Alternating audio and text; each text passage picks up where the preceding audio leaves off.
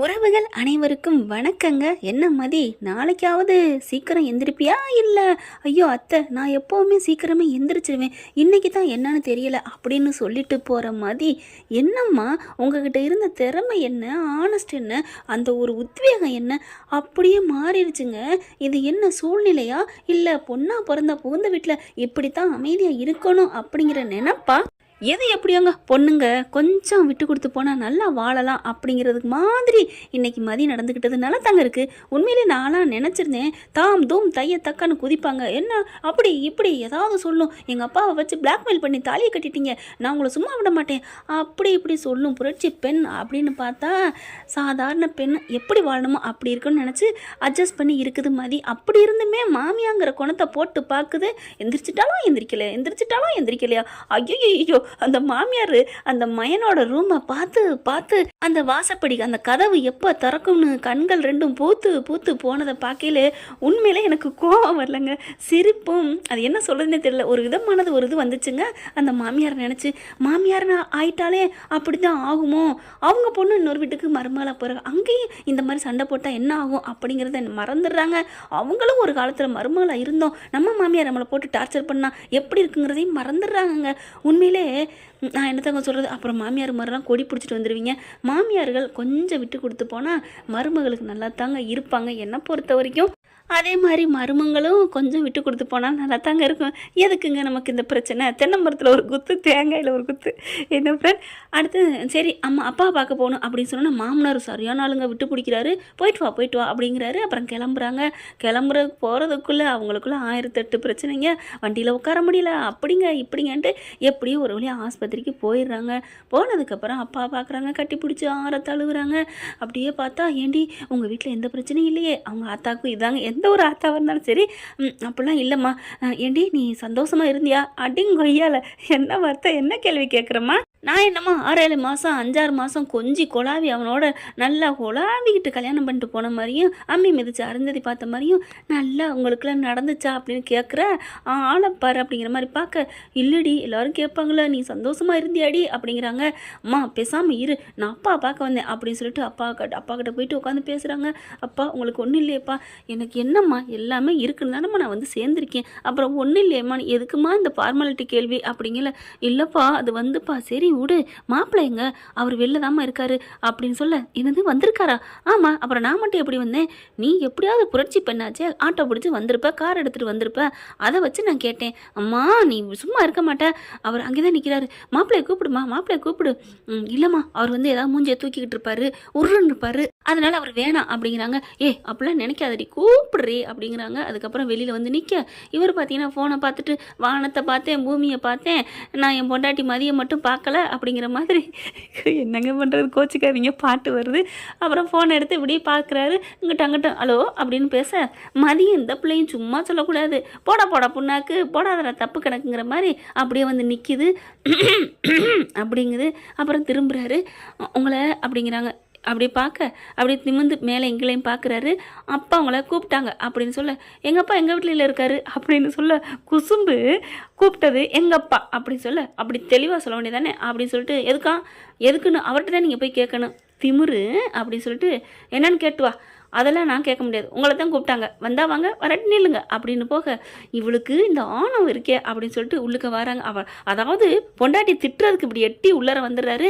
மாப்பிள்ள வாங்க அப்படின்னு கூப்பிட்றாங்க, வாங்க அப்படின்னு சொல்ல, என்னமோ விருந்துக்கு வந்த மருமையனை கூப்பிட்ற மாதிரி வாங்கன்னு கூப்பிட்றாங்க. அது எல்லாருக்குமே ஒரு மருமையனால ஒரு பாசம் தாங்க வைக்கிறாங்க பெற்றவங்க. அப்புறம் உள்ளர வராரு, வந்து நிற்கல, அவரும் ஒரு மனிதன் தானே, இறக்கமுள்ள மனிதன்னு மலர் சர்டிஃபிகேட் கொடுத்துருக்குல, அதுக்காக என்ன பண்ணுறாரு, அதுக்காக இல்லைங்க அதை நிரூபிக்கணுமா, வந்து நின்றுட்டு எப்படி இருக்குது இப்போ உடம்புக்கு பரவாயில்லையா, அக்கா மக்கா டே சூப்பர்டா அப்படிங்கிற மாதிரி மதி பார்க்குது, கல்லுக்குள்ளே ஈரமா அப்படிங்கிற மாதிரி, இல்லை இப்போ பரவாயில்லப்பா அப்படிங்கிறாங்க. பார்த்துக்கங்க எப்போ ஆப்ரேஷனா அப்படிங்கல. அதுக்குள்ள ஒரு நர்ஸ் வருது, ஏங்க பணம் கட்டலையாங்க, பணம் கட்டியாச்சா, பணம் கட்டி உடனே ஆப்ரேஷன் பண்ணணும்ல அப்படிங்கிறாங்க. நாளைக்கு ஆப்ரேஷன் பண்ணியாகணும் அப்படிங்கிறாங்க. மதி பார்க்குறாங்க, அப்பா என்னப்பா பணம் கட்டலைங்கிறாங்க, பணமெல்லாம் கட்டுறோம் அப்படி இப்படின்னு சொன்னாங்க. அதை இதை சொல்லித்தானப்பா கல்யாணத்தை பண்ணாங்க, என்னப்பா இன்னும் கட்டலையா அப்படிங்கல சுரேஷ் பார்க்குறாங்க. எப்பார் எங்கள் மாமா சொன்ன மாதிரி இருப்பார், என்ன ரொம்ப பேசுகிற மாப்பிள்ள அவள் ஏதோ புரிஞ்சுக்காமல் பேசுகிறா மாப்பிள்ள, கண்டிப்பாக உங்கள் மாமா சொன்ன மாதிரி செய்வார். ஏன் ஓனரை பற்றி எனக்கு தெரியாதா என்ன, அவர் நல்ல மனுஷன், அவர் மனசுக்கேற்ற அந்த பேருக்கேற்ற மாதிரி தங்கமான மனுஷன் எனக்கு தெரியும். ஆமாம் அதான் ஒரு பொண்ணை இப்படி வழுக்கட்டாயம் பண்ணி அப்படிங்களே அப்படி கையை பிடிச்சி அமுக்குறாங்க அவங்க அம்மா மதியம்மா. ஏய் சும்மா இருடி, இப்படி வாய கொடுக்காதடி அப்படின்னு சொல்லல பார்க்குறாரு சுரேஷ். இங்கே அவங்க அம்மா அப்பாட்ட இருக்கிறது ரொம்ப எகிர்றா, அங்கே இருக்கையில் ஒன்றும் பேசலையே, ஆனால் சரி விட்டு பிடிப்போம் அப்படிங்கிற மாதிரி பார்க்குறாங்க. எங்க பணம் கட்டணுங்க, கட்டலை அப்படின்னு நர்ஸு வந்து சொல்கிறாங்க.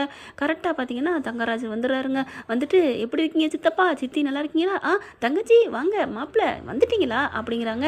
அதுக்கப்புறம் பார்த்தா பில்லை கொண்டாந்து கொடுக்குறாங்க. பணம் கட்டியாச்சு அப்படின்ட்டு. எப்படி பணம் கட்டிட்டு தானே உள்ளார வந்தோம் அப்படிங்கிற சுரேஷ் மதியை பார்க்குறாரு. பத்தில என் மாமா எப்படின்னு அப்படிங்கிற மாதிரி பார்வையில் பரவாயில்ல ரொம்ப தான் அப்படிங்கிற மாதிரி இந்த பிள்ளையும் பார்வையிலே பேச இங்கே அவங்க அப்பாவும் அம்மாவும் பார்க்குறாங்க. ரொம்ப நன்றி ஓனர் முதலாளி சார் ரொம்ப நன்றி அப்படிங்கிறாங்க. என்ன சித்தப்பா முதலாளி இதெல்லாம் மயன்னே சொல்லுங்கள், என்ன தங்கராஜனே கூப்பிடலாம். ஐயோ அப்படிலாம் வராது, நீங்கள் தங்கராஜன்னு கூப்பிடணும், அப்போ தான் எனக்கு திருப்தி அப்படிங்கல. சரிங்க சார், சார் சொல்லக்கூடாது, தரீங்க சரி தங்கராஜ் அப்படின்னு சொல்லுங்கள்.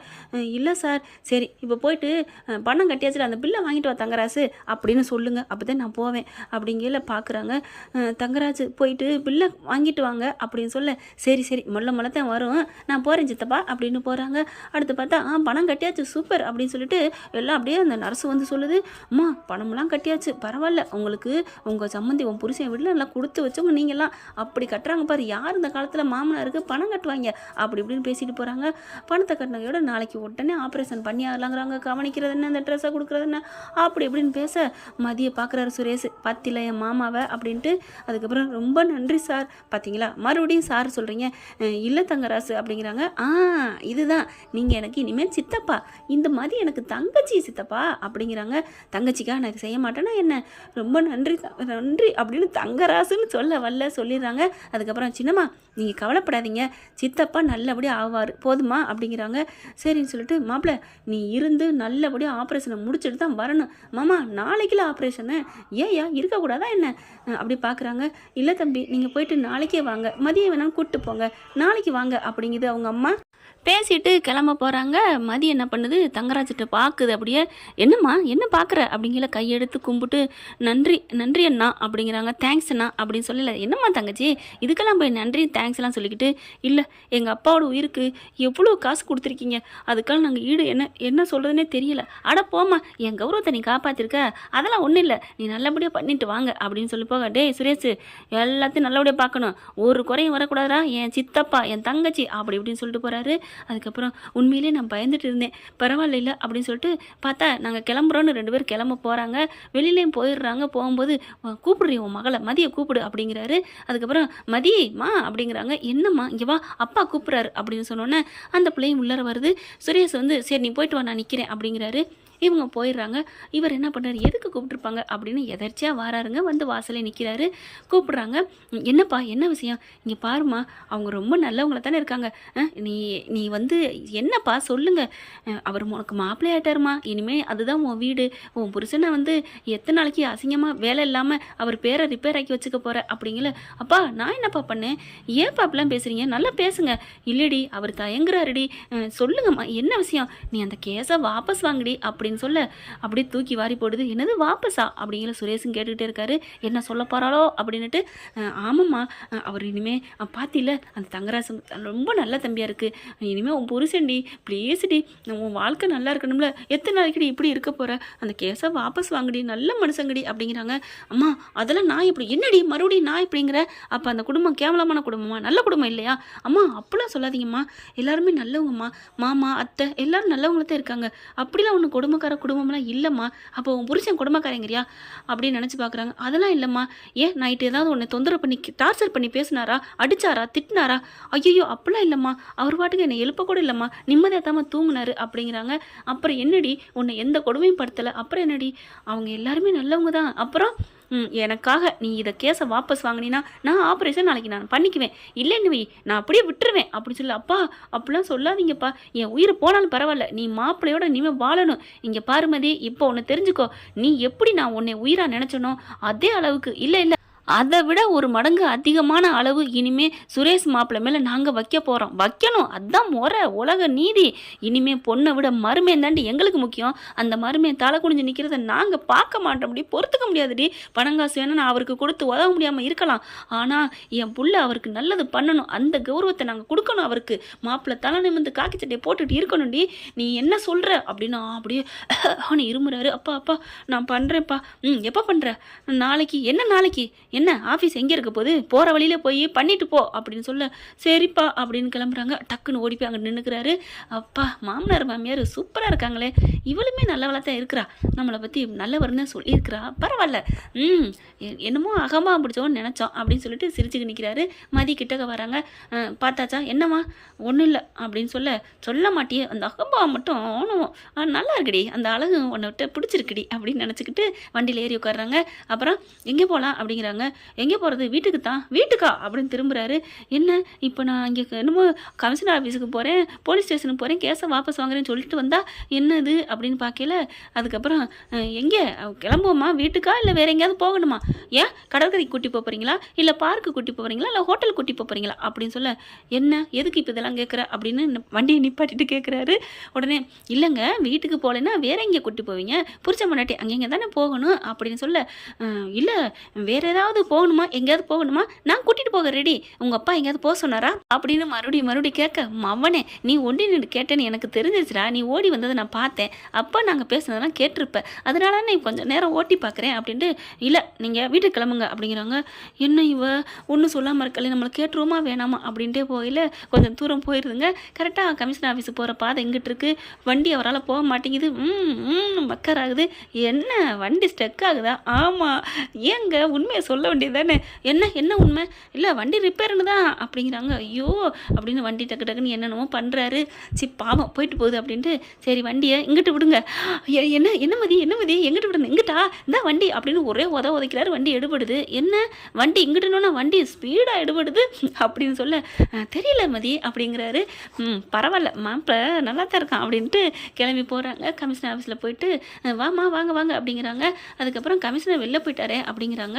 அப்படியா, நான் கேஸை வாபஸ் வாங்கணும் அப்படிங்கிறாங்க. பரவாயில்ல அப்படின்னு அதுக்கு கீழே இருக்கவங்க கேஸை வாபஸ் எழுதி வாங்கிக்கிறாங்க. அதுக்கப்புறம் வேலையும் உங்களுக்கு கண்டிப்பாக உங்களுக்கு உண்டு தான் அப்படின்னு சொல்லிடுறாங்களே. அதனால் அங்கேருந்து சந்தோஷம் தாங்கலை. அப்படியே மதின்னு அப்படியே தூக்கிடுறாருங்க. ஸ்டேஷன் கூட பார்க்காம. ஐயோ என்ன அப்படிங்கல, தேங்க்யூ மதி, உன்னால தான் வேலை போச்சு, இருந்தாலும் எனக்கு கிடச்சிருச்சு, அதுக்கு ஒன்னால தான் அப்படிங்கிறாங்க. ஐயோ விடுங்க அப்படிங்கிறாங்களா, ஏன்னா ஆளுங்க பார்க்குறாங்கன்னு. அப்புறம் இறக்கி விட்டுறாரு. அதுக்கப்புறம் வண்டியில் ஏறி கிளம்பி வராங்க. வர்ற வழியிலே எங்கேயாவது போவோமா, நீ கேட்ட இடத்துக்கு போவோமா அப்படிங்கிறாரு. அதெல்லாம் ஒன்றும் வேணாம், அது செயற்கை, இனிமேல் இயற்கையாக கூட்டி போகிறதா கூட்டி போங்க. என்ன பார்க்கலாம் செயற்கை இல்லை இயற்கை தான், அதை சொல்லலை, ஆளை பாருங்க அப்படிங்கிறாங்க. எனக்கு இந்த மாதிரி நான் நல்லது பண்ணதுனால கூட்டி போகிறீங்க, அது வேணாம், மனசார அந்த மதியை கூட்டி போகணும்னு நினப்பு வந்து எப்போ கூப்பிட்றீங்களோ அப்போ நான் வர்றேன் அப்படிங்கிறாங்க. ஐயோ நீ என்ன வேணாலும் பேசிக்கோ, எனக்கு இப்போ மேலே கோவம் வல்ல மதி அப்படின்னு சொல்லிட்டு வீட்டுக்கு போகிறாங்க. போனால் அம்மா அண்ணே மலரண்ணி அப்படின்னு அப்படியே ஆடுறாரு பாடுறாரு. என்னடாச்சு, போகையில் வாடின மலர் மாதிரி போனேன், இப்போ அன்று பூத்த மலர் மாதிரி சந்தோஷமாக வர்ற அப்படின்னு எல்லாம் கேட்க, எல்லாமா என்னம்மா எனக்கு என்ன சொல்லுவேன், எனக்கு இன்னையிலேருந்து சந்தோஷம் அப்படிங்கிறாங்க. என்னடா அப்படிங்கல, எனக்கு வேலை கிடச்சிருச்சு அப்படின்னு சொல்ல, என்னடா சொல்கிற அப்படின்னு எல்லாரும் ஆன்னு வர்றாங்க. அப்பா ஆத்தா அம்பிட்டும். அப்போ தான் சொல்கிறாங்க, எப்படி அப்படின்னு மலர் கேட்க, அண்ணி எனக்கு ஸ்வீட் செஞ்சு தாங்க, எனக்கு வேலை கிடச்சிருச்சு. எப்படிரா? அது மதி போய் கேஸை வாபஸ் வாங்கிட்டா அப்படிங்கிறாங்க. என்னது வாபஸ் வாங்கிட்டாளா? பரவாயில்லம்மா, நீ ஏதோ அடம்பிடிப்பேன்னு நினச்சேன், என் பிள்ளைக்கு வேலையை வாங்கி கொடுத்துட்ட, பரவாயில்ல மாமா, இருக்கட்டும் மாமா அப்படின்னு சொல்லிட்டு உள்ளுக்குள்ளே போகுது. மதி அப்படின்னு கை கொடுக்குது மலர். இருக்கட்டும்க்கா அப்படிங்கிறாங்க. சுரேஷுக்கு சந்தோஷம் தாங்கலை. எப்படிரா என்ன நடந்துச்சு அப்படிங்கல, அவங்க அப்பா அம்மா பார்த்தோம், பணம் கட்டினது எல்லா விஷயம் பேச, அவங்க தான் இந்த மாதிரி சொல்ல மதி வந்து வாபஸ் வாங்கிட்டா அப்படின்னு சந்தோஷமாக சொல்கிறாங்க. ஆத்தாக்காரி மாமியாக்காரி என்ன பண்ணுது, பணம் கொடுத்ததுனால தான் வந்து வாபஸ் வாங்கினாளா அப்படின்னு வழக்கம் போல் சொல்லுவாங்க இல்லையா, கதவை திரடி அப்படின்னு அந்த மாதிரி பேசுது. மலர் இருந்துட்டு, அத்தை ஏத்த நல்லதை மட்டும் பாருங்க அத்தை அப்படின்ட்டு மதி எப்படி இருப்பாளோன்ட்டு போகிறாங்க. அண்ணி அப்படிங்கிறாங்க. என்ன, நான் போகிறேன் உள்ளுக்குள்ள ரூமுக்குள்ள, நீங்கள் போங்க தம்பி போங்க, நான் அப்புறம் பார்த்துக்கிறேன், எனக்கு கிச்சன் இருக்குது அப்படின்ட்டு போகிறாங்க. மாமியார் பார்க்குது, என்ன இந்த சந்தோஷத்தில் துள்ளி குதிச்சுட்டு போகிறானே, அப்போ பொண்டாட்டி மேலே ரொம்ப பாசம் வச்சுருவானோ, ஏண்டி வேலை கிடச்சேன்னு சந்தோஷப்படு அப்படிங்கிறாங்க. உண்மையிலே மாமனாருங்க ஒவ்வொருத்தவங்க ஒவ்வொரு இடத்துல நல்லவங்கள தான் இருப்பாங்க, ஒரு சில இடங்களில் தாங்க மாமியாருங்க அப்படியே நோண்டி நொங்க எடுத்துகிட்டே இருப்பாங்க. என்ன ஃப்ரெண்ட், இப்படியும் போக வாய்ப்பு இருக்குது, பார்க்கலாம். தேங்க்யூ. இந்த வீடியோ உங்களுக்கு பிடிச்சிருந்தா தயவு செய்து லைக் பண்ணுங்க. இன்னும் அப்டேட்ஸ்க்காக சேனலை சப்ஸ்கிரைப் பண்ண மறக்காதீங்க. நம்ம கிட்ட இருக்க எல்லா சேனல்ஸோட லேட்டஸ்ட் வீடியோ அப்டேட்ஸ்க்காக மேல ரைட் சைடுல காட்டுற லிங்கை கிளிக் பண்ணி வாட்ஸ்அப் குரூப்ல ஜாயின் பண்ணுங்க. உங்களிடம் விடைபெறுவது நான் உங்கள் மெஹர்.